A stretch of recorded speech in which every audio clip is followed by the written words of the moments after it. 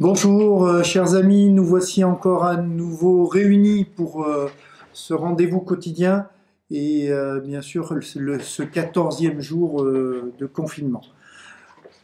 Ce week-end a été un week-end calme. J'ai eu ce matin Madame le préfet et le commissaire qui m'ont fait un retour très apaisé de la ville d'Aurillac et du respect des règles de confinement et d'éloignement. Il n'y a eu que 8 verbalisations. Il y a quand même eu 8 verbalisations, mais c'est beaucoup moins que les jours précédents. Sur la situation sanitaire, donc aujourd'hui, nous avons eu toujours 8 personnes hospitalisées. 3 personnes sont sorties de réanimation, donc nous avons aujourd'hui 5 personnes en réanimation. Hier c'était 6, aujourd'hui 5. Donc c'est une personne qui est soit guérie, soit en phase de rémission, mais donc c'est un signe positif de l'évolution de notre situation en matière de réanimation sur le Covid-19. Sur le retour des tests, nous avons eu 3 tests positifs. Donc hier, nous n'avions que des tests négatifs. Aujourd'hui, nous avons eu 3 tests positifs. Donc une faible augmentation de ce nombre de tests. Mais encore une fois, ce chiffre ne veut pas dire grand-chose puisque c'est sur un public très restreint que ces tests sont réalisés. J'ai par ailleurs aussi un retour du SAMU qui me dit que le week-end a été très calme et que l'organisation aujourd'hui de l'hôpital fonctionne de façon sereine, régulière. Le centre qui est organisé en centre de dépistage, le pré-Covid, a un fonctionnement très fluide. Le centre Covid qui traite les symptômes légers, lui, est sans tension. Je rappelle qu'il y a 3 centres, il y a Aurillac, Saint-Flour et Mauriac, mais qu'aujourd'hui nous n'avons pas de situation tendue. Et enfin en réanimation, ce chiffre que nous suivons tous les jours parce qu'il permet de comparer la situation entre différents départements, et bien aujourd'hui sur le département du Cantal, nous sommes à 5 personnes en réanimation. Donc plusieurs questions me sont venues sur ce sujet. Aujourd'hui, les cas de réanimation sont concentrés sur Aurillac, mais concernent tout le département. D'une manière générale, donc, nous avons un fonctionnement apaisé des dispositifs. Les centres de soins aussi fonctionnent, a priori sans difficulté. Donc, je remercie tout le personnel soignant, c'est l'occasion de le dire, de les féliciter, de les remercier pour l'engagement, pour leur disponibilité, leur gentillesse aussi, parce qu'on est dans des situations parfois difficiles, en tout cas humainement difficiles parce qu'on est isolé, on n'a pas contact avec sa famille et ces soignants font un travail remarquable. Donc je remercie les médecins, les infirmières, les aides-soignantes, tout ce personnel qui aujourd'hui est mobilisé pour que ça se passe bien, mais aussi les ambulanciers, les infirmiers, enfin tous ceux qui contribuent à ce que ce fonctionnement de l'hôpital se passe dans de parfaites conditions. Sur la réglementation, le week-end a été calme, peu de nouvelles mesures. Je pense qu'on nous les réserve pour demain. Simplement, demain, je ferai un point puisque j'ai eu le président de la Chambre de commerce sur les aides aux entreprises. Donc demain, on fera un point puisque nous devrions avoir quelques évolutions aujourd'hui et quelques précisions. Sur la vie sociale. Alors, sur la vie sociale, le premier point que je souhaiterais faire, c'est sur les transports en commun. Alors, il y a eu beaucoup de réactions quand j'ai annoncé le dispositif mis en place par la SNCF. Alors, l'idée, c'est pas évidemment de faire venir du monde à tout prix puisque nous sommes dans des règles de confinement, mais il y a des personnes qui sont obligées de se déplacer et qui n'ont pas de véhicule. Donc l'État, le gouvernement a souhaité qu'un service minimum de transport soit mis en place. Et pour Aurillac, donc je me dois de vous en informer, c'est pas une excuse, mais c'est une explication. Pour Aurillac, il y a des bus qui sont mis en place entre Aurillac et Clermont. Donc vous pouvez les consulter, les horaires, sur le site de la SNCF TER Auvergne. La billetterie se prend aussi sur ce site, les horaires sont sur ce site, et c'est du lundi au vendredi. Pour l'instant, il n'y a pas de car le week-end. Je rappelle que la gare SNCF elle-même est fermée. Deuxième sujet que je voulais évoquer, c'est faire un point sur les écoles. Aujourd'hui, sur les écoles de la ville d'Aurillac, mais c'est vrai aussi sur d'autres communes de proximité. Je sais qu'Arpajon, l'école est ouverte, etc. Pour le personnel soignant, donc, pour le personnel soignant, nous avons l'école des Alouettes qui accueille aujourd'hui 6 enfants, l'école d'Oumer qui en accueille 10, l'école des frères Delmas qui en accueille 4 et Tivoli qui accueille un enfant. Donc je remercie expressément les directeurs qui sont présents, qui sont présents d'ailleurs dans toutes les écoles, y compris celles qui sont fermées. Je remercie bien sûr les enseignants, le corps enseignant, pour le travail qu'ils font et je vais en reparler. Je remercie bien sûr tout le personnel municipal qui soit est en soutien pour les enseignants, je pense aux ATSEM, mais aussi qui fait le service de repas, qui fait le service de nettoyage. Donc tout le monde est mobilisé sur ce sujet. Aujourd'hui, pour les enfants qui ne relèvent pas des personnels soignants, des dispositifs divers et variés sont mis en œuvre.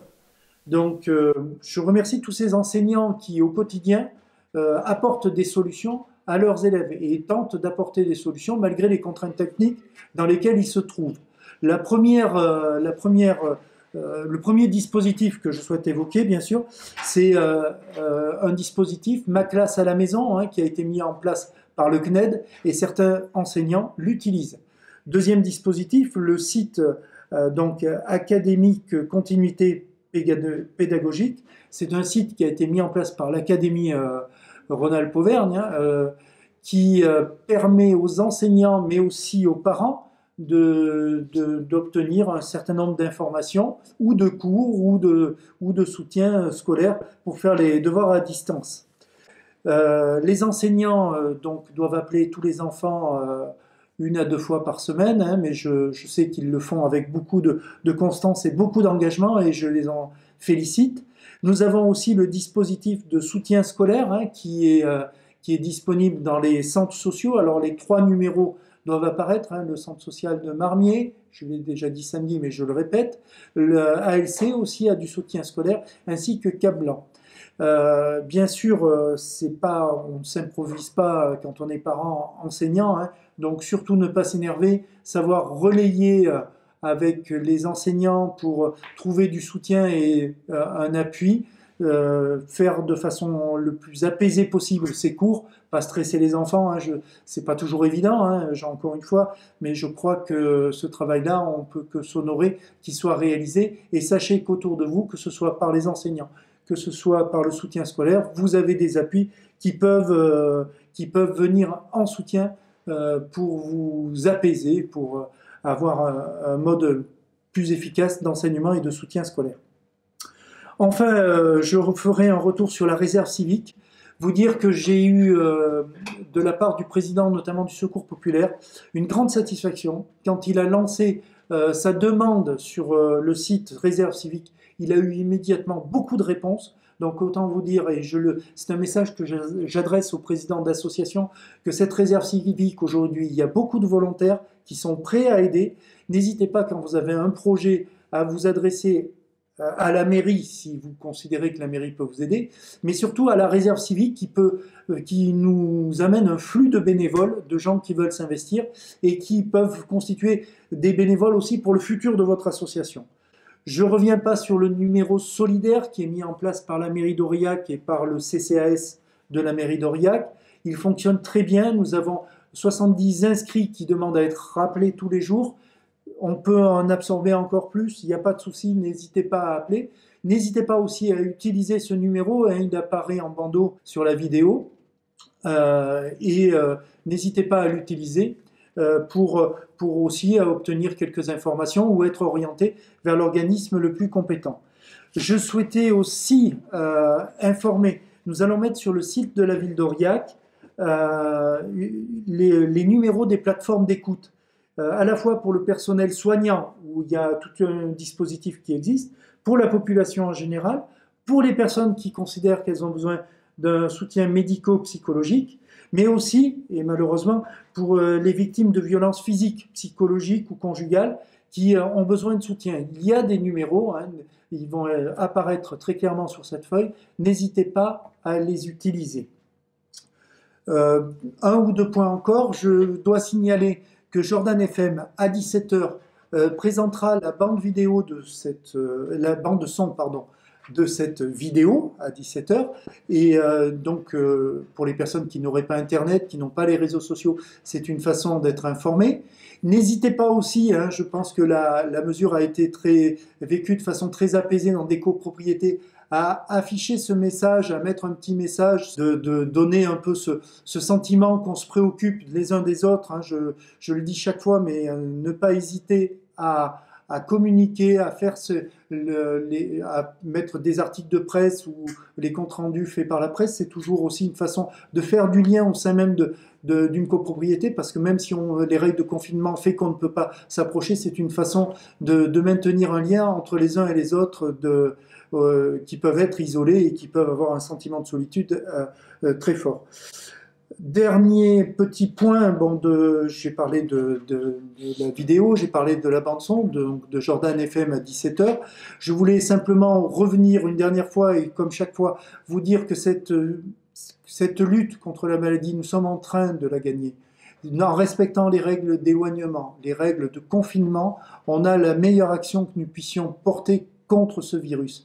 Mais l'action qui est encore plus forte, c'est cette solidarité qui se crée au niveau local. J'en suis témoin tous les jours. Tous les jours, j'ai de beaux exemples qui me sont envoyés. Je ne peux pas communiquer tout ce qu'on m'envoie dans les témoignages, mais soyez convaincus que ce soit les dispositifs gouvernementaux, que ce soit l'hôpital, que ce soit le CMC, que ce soit tous ces agents, toutes ces personnes qui sont engagées au quotidien pour que ça puisse fonctionner, eh bien, le meilleur appui qu'on puisse avoir, c'est encore tous les gestes de solidarité, de fraternité qu'on voit fleurir dans les cages d'escalier, qu'on voit fleurir par des voisins qui vont livrer les courses, etc., qui se préoccupent des uns des autres. Donc, je vous assure que la plus belle victoire que nous aurons sur ce virus, c'est cette solidarité renouvelée que nous devons avoir au sein de notre ville, et qui est le plus beau témoignage, encore une fois, qu'on puisse donner de solidarité et de fraternité humaine face à ce terrible fléau.